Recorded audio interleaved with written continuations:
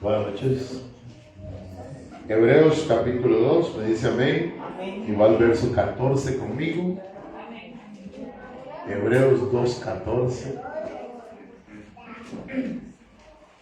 Recordemos, amada iglesia, estamos en tiempos difíciles, muy difíciles. Dice la escritura que en el final de los tiempos el amor de muchos se enfriará. Así que tengamos cuidado nosotros de no enfriarnos. Amén. De buscar ese fuego del Espíritu Santo. 2:14, ¿lo tenemos? Amén. Leemos en el nombre del Padre, del Hijo y del Espíritu Santo. Así que, por cuanto los hijos participaron de carne y sangre, Él también participó de lo mismo. Ese es Jesucristo. Para destruir por medio de la muerte al que tenía el imperio de la muerte, esto es, al diablo, y librar a todos los que por el temor de la muerte estaban durante toda la vida sujetos a servidumbre. Padre, te damos gracias en el nombre de Cristo nuestro Señor, por la bendición de estar este ratito contigo en tus negocios que nos es necesario estar. Yo te doy gracias porque me usas para predicar tu palabra, pero yo te pido que más que predicarla, la ponga en obras por mí, Señor. Úsame como un canal de bendición y que la emoción del hombre no hable en este lugar, sino que seas tú, Espíritu Santo, que todo cuanto se diga sea tuyo. En el nombre de Cristo nuestro Señor. Amén. Amén. Puede tomar así. Estemos orando por Viviana, que se reportó enferma nuevamente. No sé, ¿alguien más vio el reporte? Yo no vi solo ese. Mayri se reportó enferma también. Ok. Orar por Viviana, por Mayri, por la chiquita de Randall, que dijo que no venía porque la chiquita tenía las glándulas inflamadas también. Y por los que no ve usted, también ore por ellos. Mándeles mensajito más tarde, te extrañamos. No hay nada más reconfortante que le digan a uno, te extrañamos, ¿verdad? Aunque le hagan muecas, pero no las ve porque es por teléfono. ¿Verdad? Yo le dije, mira, ¿para qué me manda ese? Y eso así, claro. Vamos a continuar y yo quisiera avanzar bastante, ¿verdad? En los rasgos de Satanás. Rasgos que significa apariencias, que significa que nos parecemos a... Bueno, ya. Apariencias que nos parecemos a alguien. Nosotros somos hechos a imagen y semejanza de Dios, ¿verdad? Entonces nos vamos a parecer a Dios, amén, porque somos hijos de Dios. Pero el Espíritu Santo ha puesto esta enseñanza de los rasgos de Satanás, porque hay algunos, abro comillas, cristianos, que tienen estos rasgos, o tenemos. Y recuerden que al principio enseñamos que si tenemos el 1% de estos rasgos, que son 27, necesitamos un arrepentimiento al 100%, ¿verdad? Entonces hemos visto el orgullo, la mentira, el engaño, el acusador, el homicida, el rebelde, el divisor, el tentador, el astuto, el soberbio, el falsificador de lo santo, el manipulador, vimos el desobediente, el destructor de la verdad, que es padre de toda mentira, y hoy vemos el impulsor de temor, ¿verdad? Es un rasgo que usa Satanás, como lo que leí aquí en Hebreos, la gente antes de Cristo vivían en temor, atemorizados, ¿verdad? Por la muerte. ¿Cuánto les da miedo morirse ahorita? ¿Cuánto les da miedo? A mí no. Yo no tengo miedo de morir, porque vivo en un continuo arrepentimiento, ¿verdad?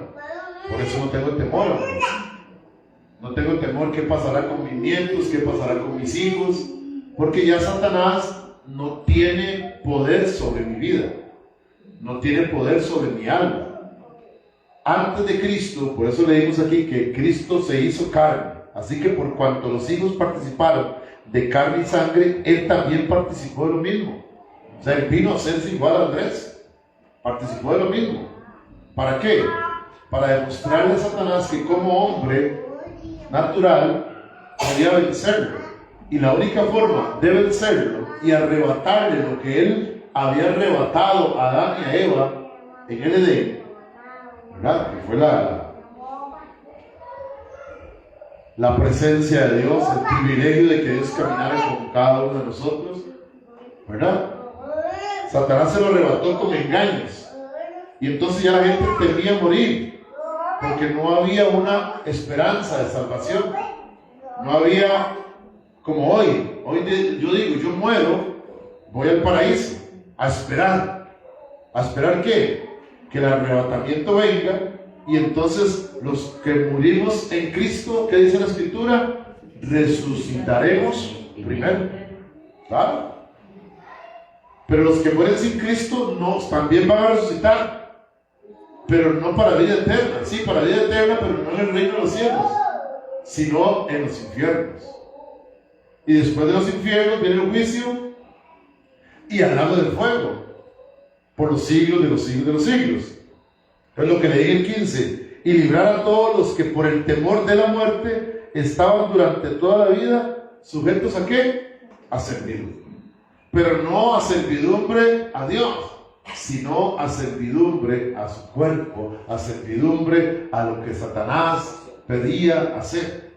Cuando Él vino a traer libertad, Él vino, se hizo igual que nosotros, así que por cuanto los hijos participaban de carne y sangre, Él también participó de lo mismo para destruir por medio de la muerte al que tenía el imperio de la muerte. ¿Con qué venció Jesús a quien tenía el imperio? Con la muerte de Él mismo. Y cuando Jesús murió en la cruz, que lo crucificaron, y estaba ahí todo hecho una sola llaga a su cuerpo, que como lo dice Isaías 53, se oscurecieron los cielos, y, ¿verdad?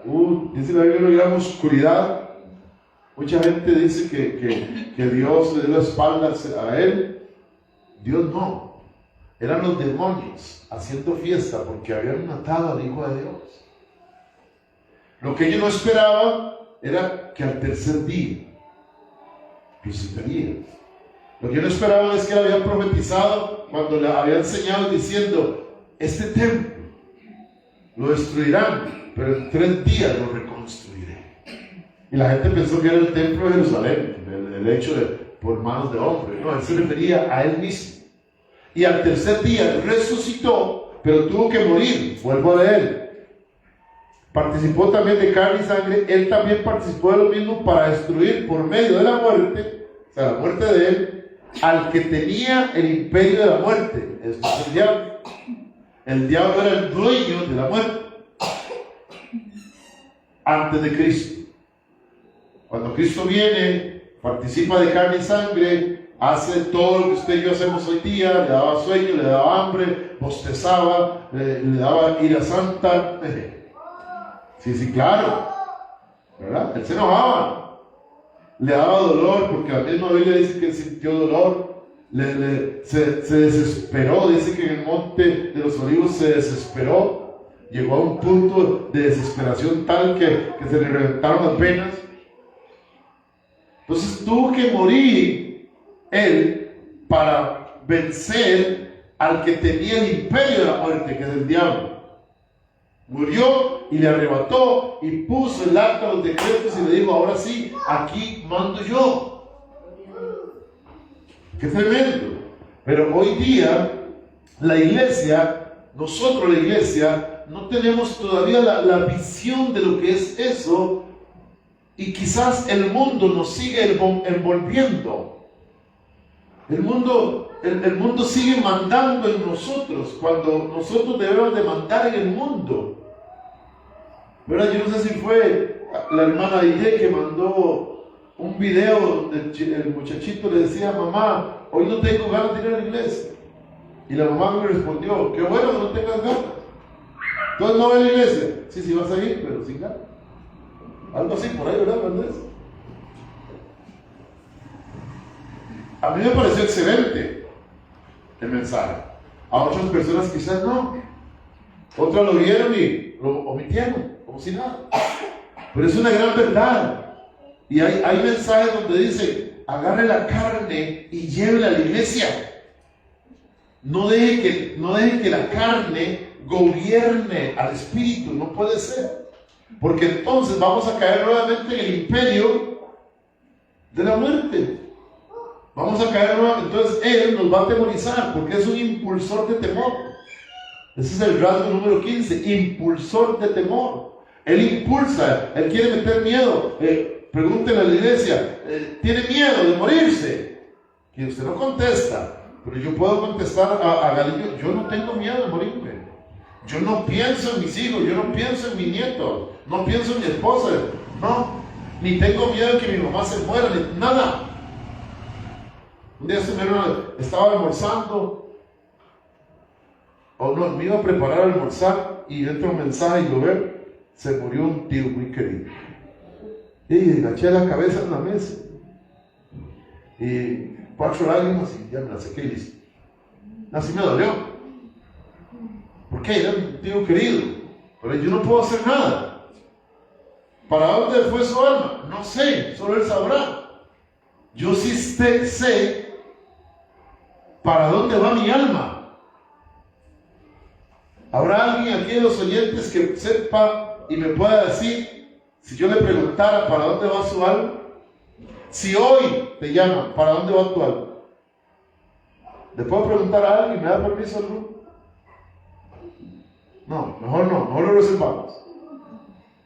Mejor contéstele usted. Hola, bendecido. Bienvenido y bendecido, gloria a Dios. ¿Ah?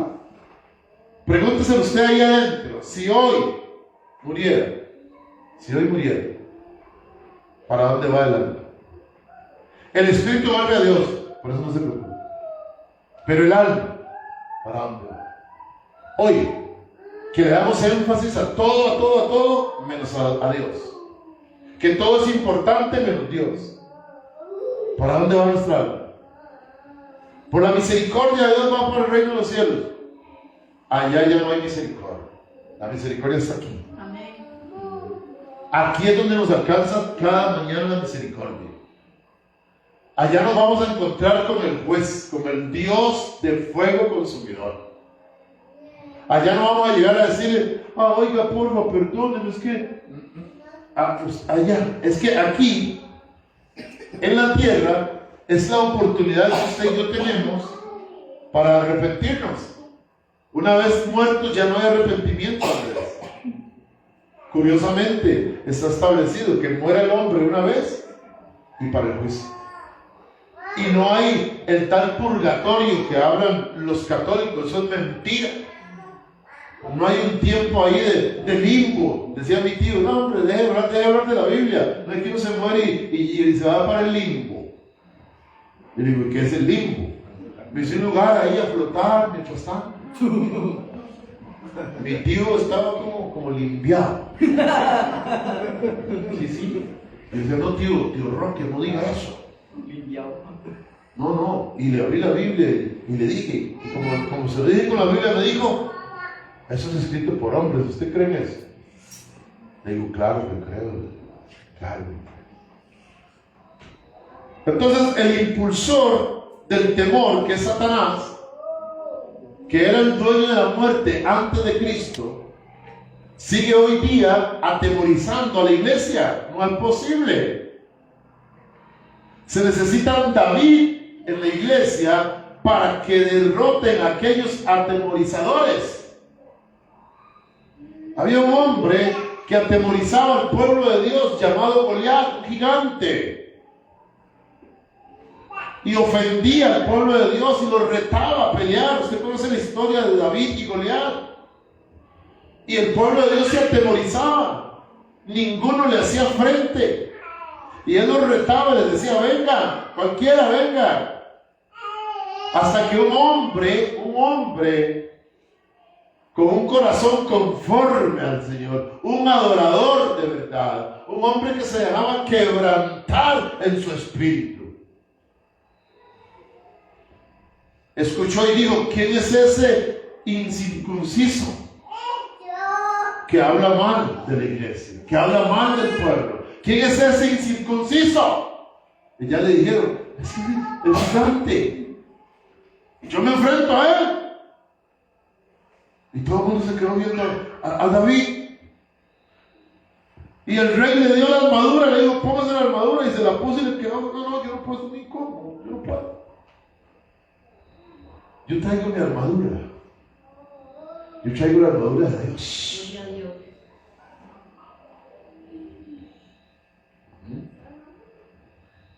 Y se fue a enfrentar. Y el gigante venía con espada y jabalina.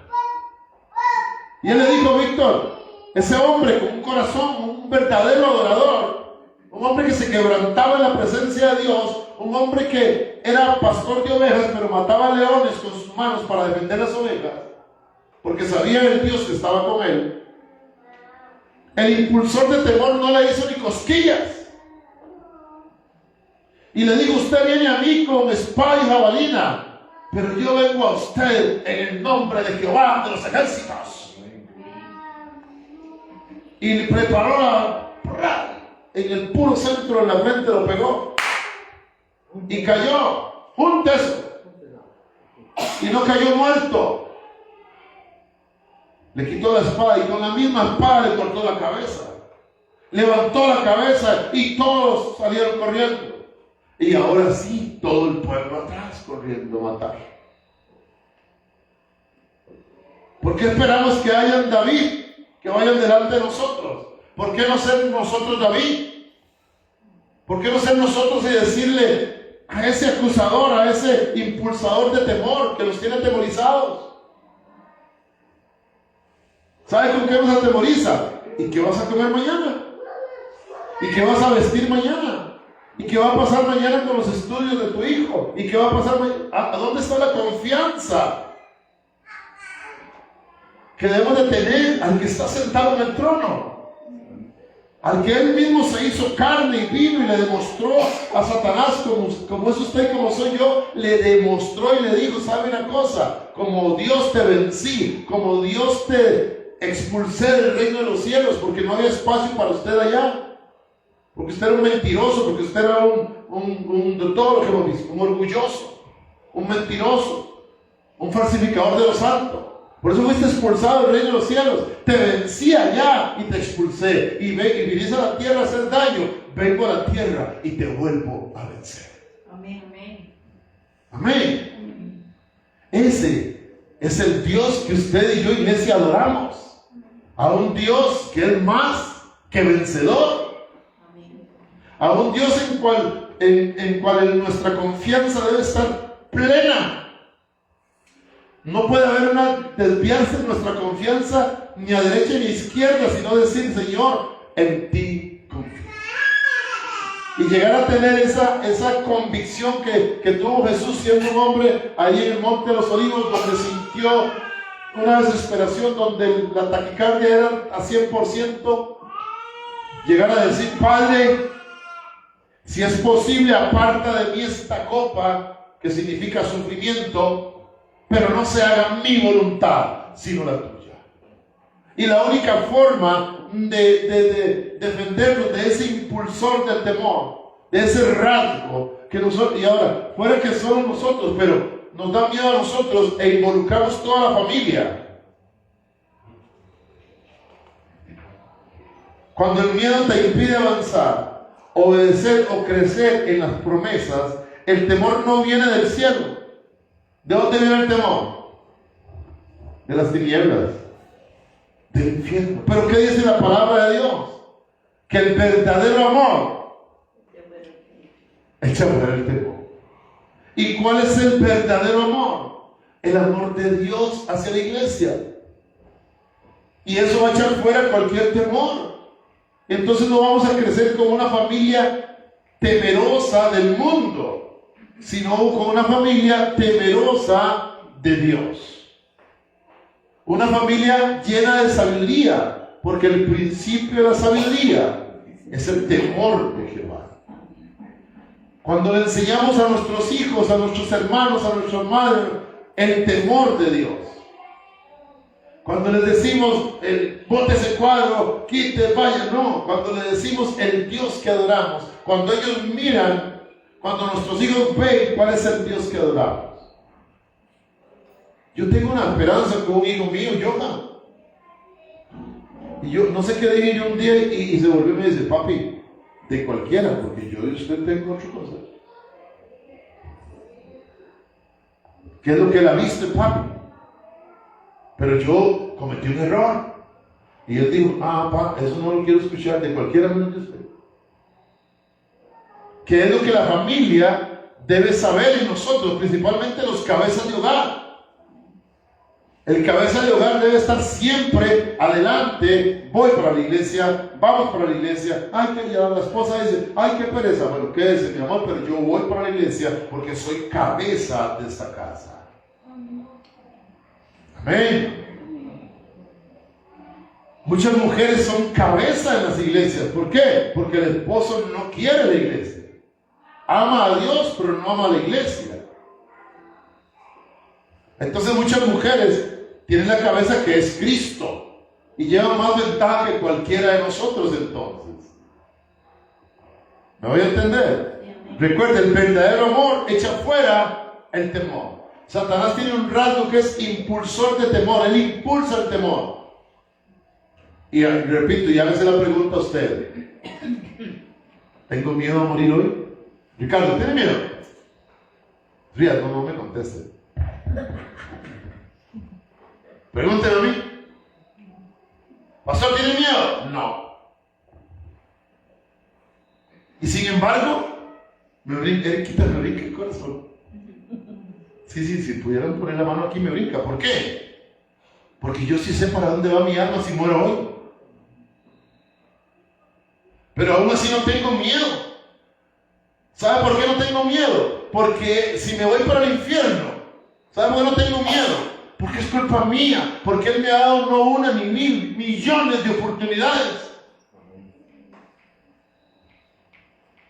Y no es que me voy a quemar con gusto, como dice alguien por ahí, con gusto, no, yo sé que no, yo sé que voy a sufrir.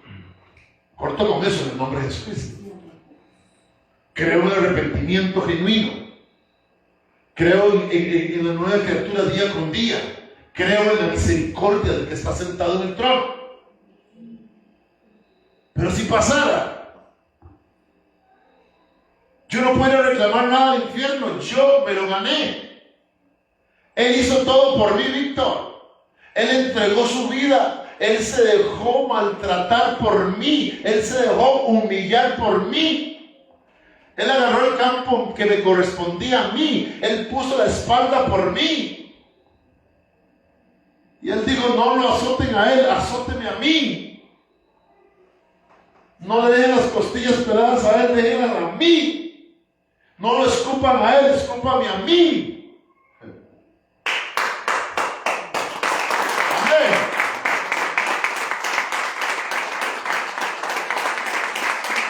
Gloria al que vive. Pero nosotros no tenemos todavía la capacidad de ver eso. ¿Y qué hacemos? Le damos la espalda. Cuando tenemos temor, cuando sentimos temor por morirnos, temor por qué comeremos mañana, temor porque ese es un rasgo de Satanás. ¿De qué he de temer? ¿Sabe qué le decía a David? ¿Por qué te abates dentro de mí, alma mía? ¿Por qué? ¿Por qué no reconoces quién es Dios y lo alabas más bien? Y en otro salmo le dice, alma mía, alma mía, alaba a Jehová y bendiga todo mi ser su santo nombre. Amén. Porque al alma hay que hablarle, porque el alma a veces quiere jugarnos jugarretas Y el alma es la que nos habla y nos dice, tienes derecho a esto, tienes derecho a aquello, tienes derecho al otro. Y no, iglesia. El alma habla una cosa, pero la Biblia, que es la palabra de Dios, habla otra. La palabra de Dios dice que yo cuando vengo a Cristo soy preso de Cristo.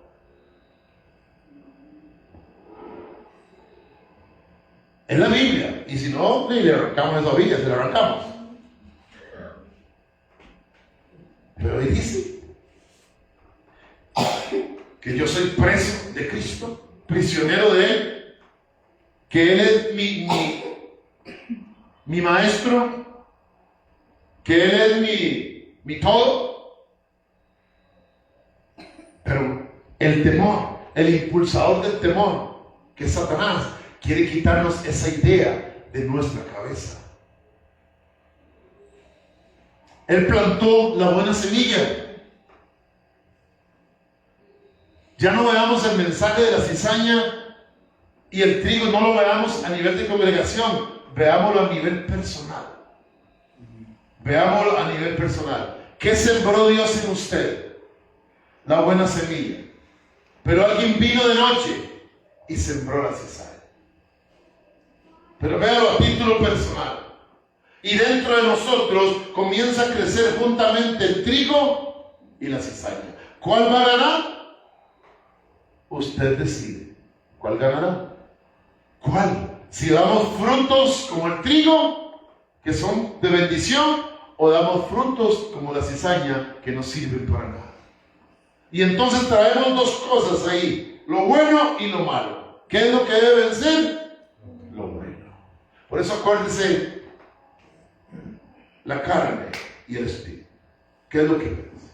¿Cómo estoy? ¿Cómo ando hoy, Ricardo? La derecha es espíritu, la izquierda es carne. ¿Ando parejito, taco a taco, o está gobernando el espíritu en mí? Cuando el espíritu gobierna, yo solamente digo, sí, Señor, heme aquí, envíame. Nada más. Pero cuando estoy taco a taco, entra la duda. ¿Será? ¿Será? ¿Será? ¿Será? Entra la duda. Porque estoy taco a taco, no soy ni espíritu ni carne. Y cuando estoy aquí, que es la carne la que gobierna, olvídese Dios. Hoy mando yo. Hoy soy yo. Se quede lo que se quede, soy yo. Porque yo tengo derecho. Y donde comienzan mis derechos, termina la voluntad de Dios, hermanos. Yo no tengo derecho. El derecho lo tiene Dios sobre mí. Porque Dios no vino con una espada y una jabalina a obligarlo a usted a hacerse cristiano, sí.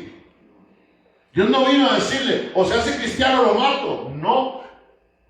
Dios dijo, porque de tal manera amó Dios al mundo, que ha entregado a su Hijo unigénito, para que todo aquel que en Él crea no se pierda, mas tenga vida eterna. Amén. Amén. Y Dios sigue diciendo, Isaías 1:18, venga, Edgar, venga, y pongámonos a cuentas, estemos a cuentas usted y yo.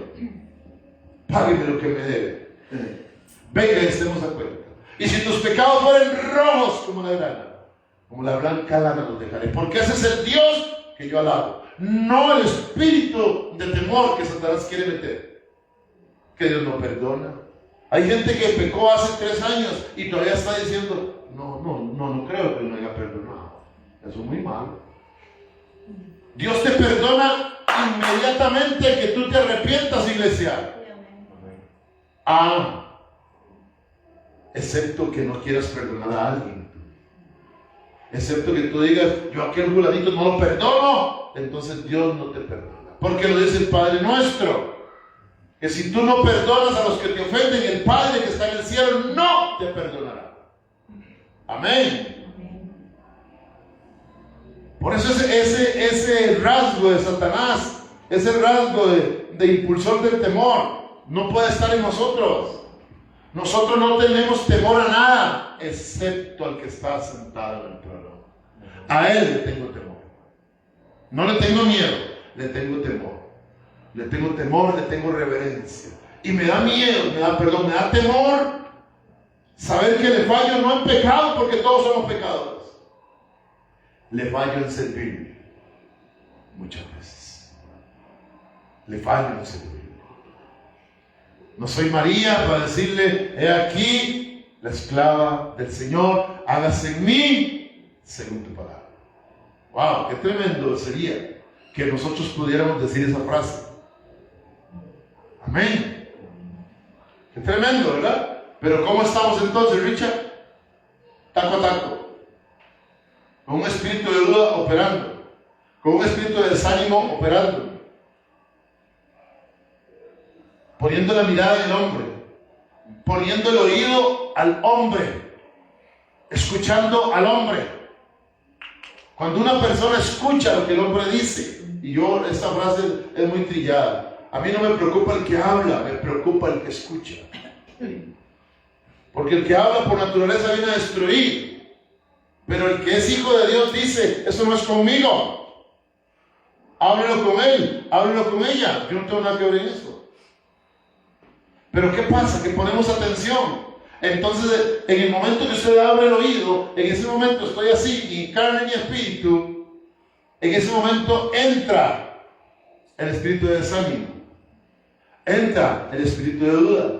Y entra un montón de cosas, y entonces ya no quiero venir a la iglesia, ya no me gusta, ya el pastor predica esto, el otro, mejor no voy a otro lugar, vaya a otro lugar. Y el Espíritu Santo te va a seguir hablando. Te va a seguir hablando de diferentes maneras. Hasta que como iglesia comprendamos que no debemos tener temor a Satanás, a lo que él diga. Debemos de tener temor a Dios, temor de Dios. A Él es el que debemos de temer. Y si le tememos a Él, entonces esto aquí se convierte en esto. Y decimos, Espíritu de Dios, guíame. ¿Cómo cuesta? Cuesta decir, Espíritu de Dios, guíame. Espíritu de Dios, dime, ¿qué debo hacer? ¿Ah? Y quedarse Andrés ahí sentado 6 años. 50 años, como Zacarías, el papá de Juan el Bautista, 50 años pidiendo un hijo. Era sacerdote y no crea que dejó de servir en el templo porque no tenía hijos. Siguió sirviendo en el templo 50 años. Pero nosotros a veces pedimos algo y se lo entregamos al Espíritu Santo, pero viene el temor de Satanás y nos echa abajo los planes espirituales que tenemos. Porque muchas veces decimos, ahora sí, voy a servirle a Dios, voy a hacer esto, pero viene el impulsor del temor y dice, ¿y tu negocio? ¿Y tu empleo? ¿Y tu casa? ¿Y tus paseos? Uy, no, mejor sigo así. Tuanis.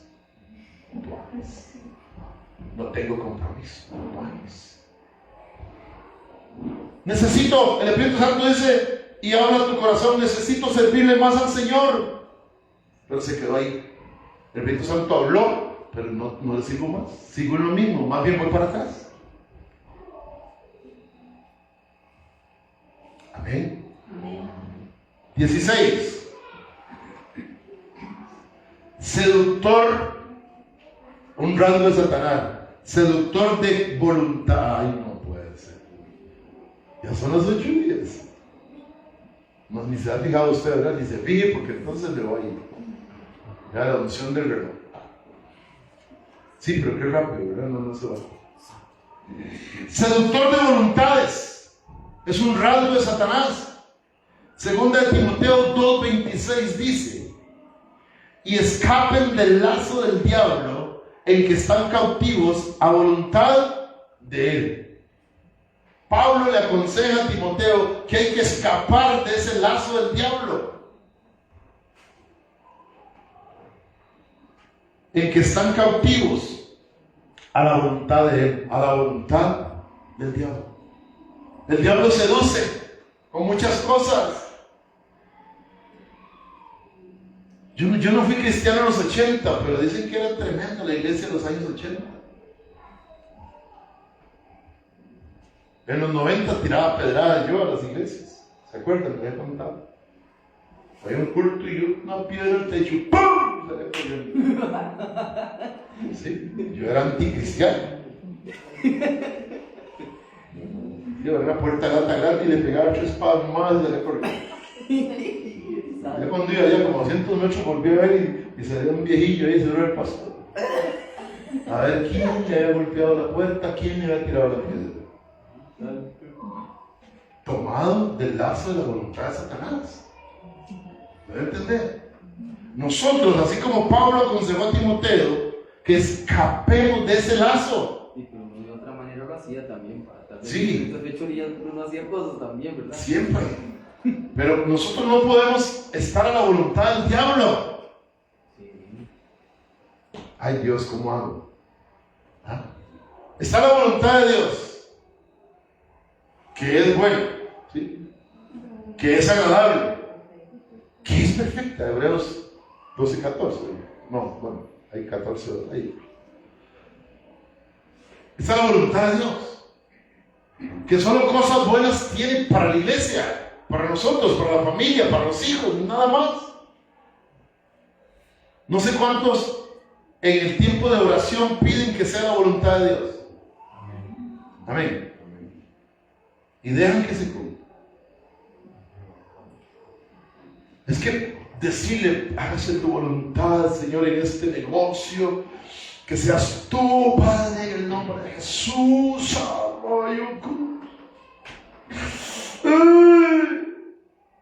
Y cuando llegó el momento, no.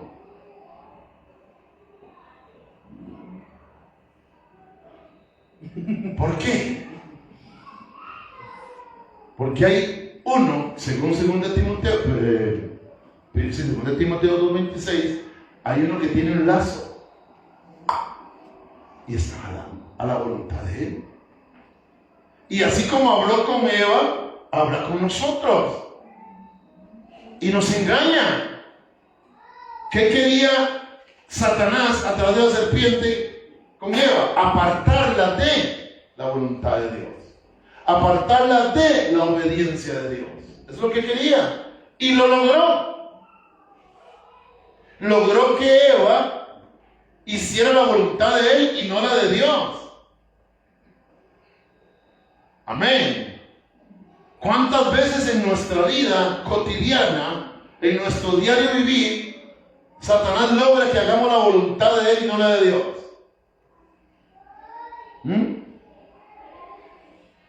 Porque la voluntad de Dios es que estemos congregándonos como iglesia. La voluntad de Dios es que le sirvamos a Él, no al pastor, no a la pastora, no al líder, que le sirvamos a Él. Esa es la voluntad de Dios. ¿Cuál es la voluntad del diablo? Que no le sirvan a Dios. ¿Ah? Que no le sirvan. Montesión hace de todo para que usted le sirva a Dios. De todo. Hay discipulado, hay lunes de oración, hay martes de intercesión, hay altares familiares los miércoles, que ya nadie los hace casi. Los jueves hay cultos. Los viernes tienen libre, pachanga. Los sábados hay actividades. Jóvenes, varones, mujeres, matrimonios, chapear, limpiar. Hay actividades los sábados. ¿Y cuál es la voluntad de Dios? Jesús con 12 años de edad, se les perdió a José y a María. Y cuando se percataron, se devolvieron a buscarlo y lo encontraron predicando. Y María le dijo, Jesús, ¿por qué no haces esto? Y Jesús solo respondió, mujer, así le dijo, un niño de 12 años, hablando con la sabiduría de Dios, mujer, ¿acaso no sabes que me es necesario estar en los negocios de mi padre? Un niño de 12 años le era necesario estar en los negocios del Padre. ¿Cuánto a nosotros nos es necesario?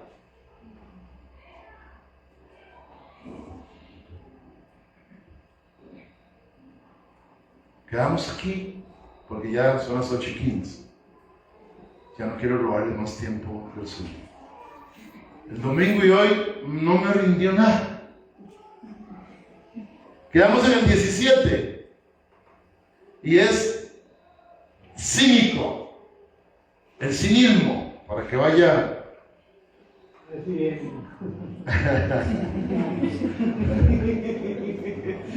Póngase de pie, dele gracias al Rey, dele una ofrenda de palmas al que vive. ¡Aleluya!